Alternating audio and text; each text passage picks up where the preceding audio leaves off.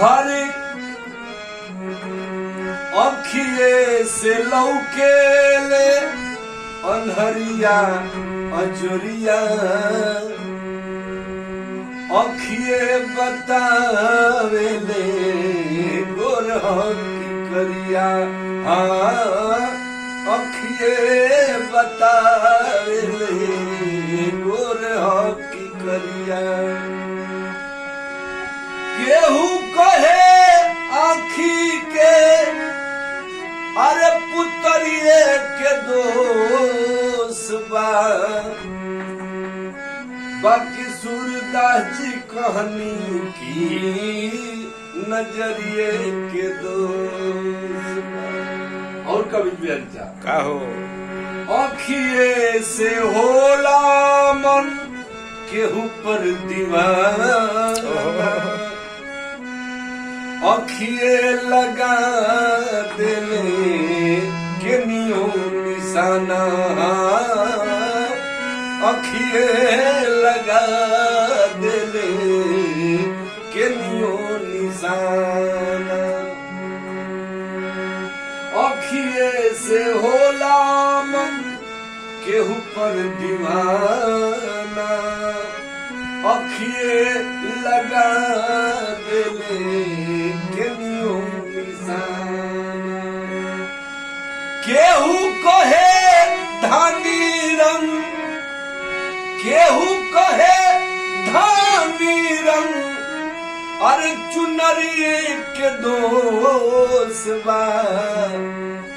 बाकी सूरदास जी कहानी की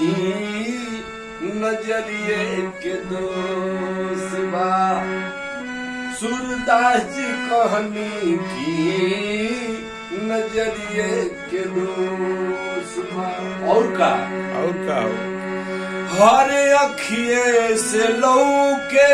ले गदरल जवानी अखिए से लौके ले चाल मस्तानी अखिए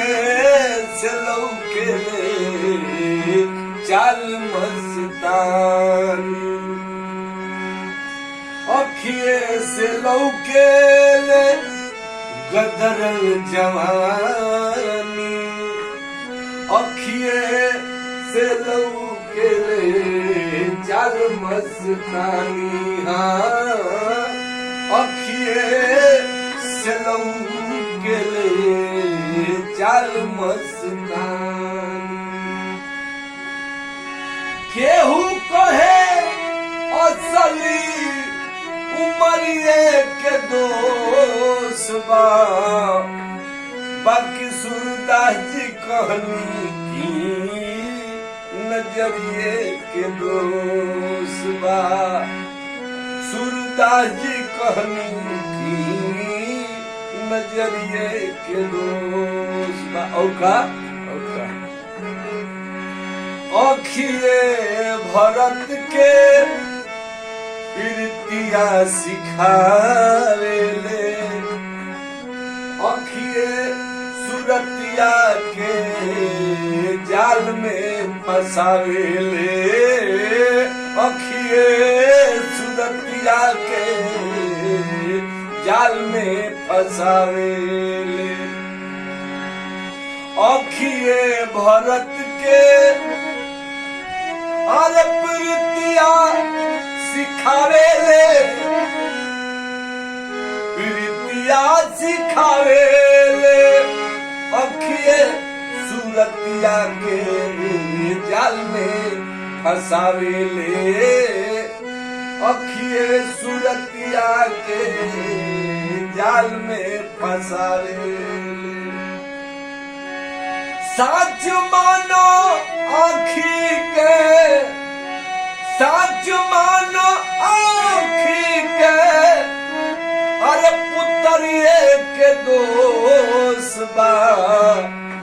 बाकी सूरदास जी कहानी की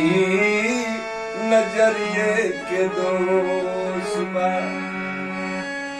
सब केहू कहेला सब